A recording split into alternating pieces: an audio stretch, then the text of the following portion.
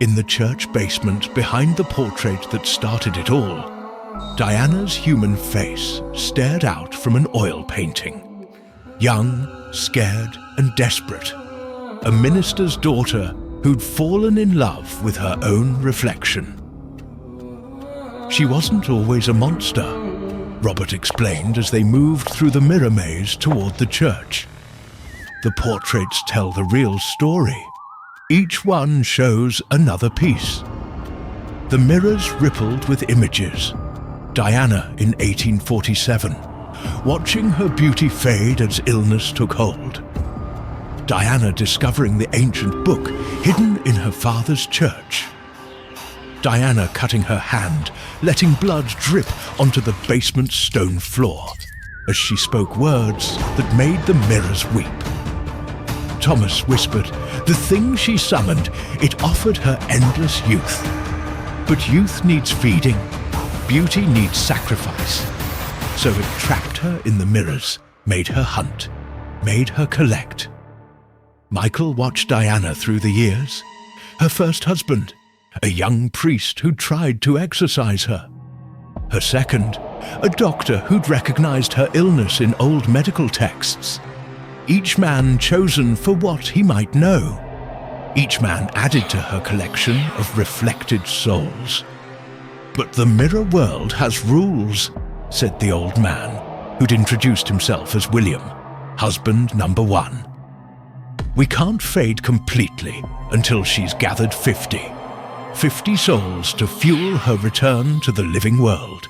50 husbands to make her real again. 48. Michael counted. She needs 2 more.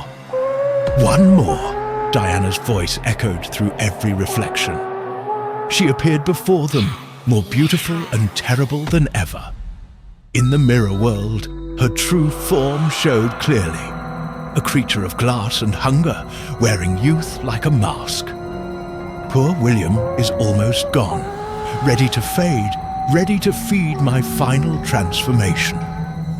She held up her hand, showing 47 wedding rings threaded on a silver chain. Just 1 more after you, my love. 1 more professor. 1 more scholar. 1 more fool who thinks he can break my curse. But Michael wasn't looking at her. He was looking at the basement walls reflected in every mirror. At the architectural details he'd spent his career studying. At the patterns that weren't Christian at all. The church, he breathed. It wasn't built to worship. It was built to contain. Diana's smile faltered. The mirrors aren't your prison, Michael continued. They're your cage. Whatever you summoned, it didn't grant your wish.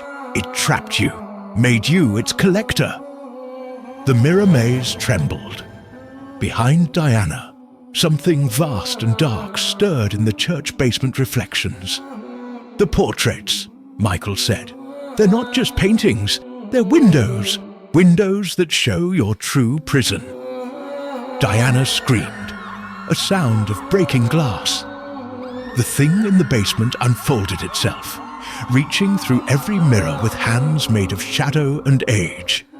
Mine, it whispered in a voice like tarnished silver. My collector, my beautiful bait. The other husbands began to glow, their reflected souls brightening. Understanding dawned in their translucent faces. We were never meant to fade, William said. We were meant to wake up. Michael grabbed Diana's chain of rings. Your mistake was collecting scholars, men who study patterns, men who solve puzzles. He looked at his fellow husbands, men who can read the writing on these walls. Together, 48 voices spoke words older than the church, words that made the mirrors crack, words that Diana had mistranslated in her desperate bargain. The thing in the basement howled. Diana reached for Michael with hands of glass and hunger. But her collection had turned against her. Their combined knowledge, their gathered wisdom, their reflected power. It was too much. The mirrors shattered, Reality rushed back like a tide. Michael woke in the honeymoon suite, his wedding ring gone, but his reflection solid. On the bathroom floor lay Diana's dress, empty as a shell, and in every broken mirror shard he caught glimpses of his fellow husbands returning to their own times, their own lives, their own worlds.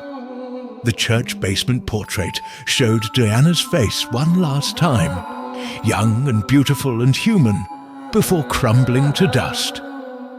Some bargains are made to be broken. Some collections set themselves free.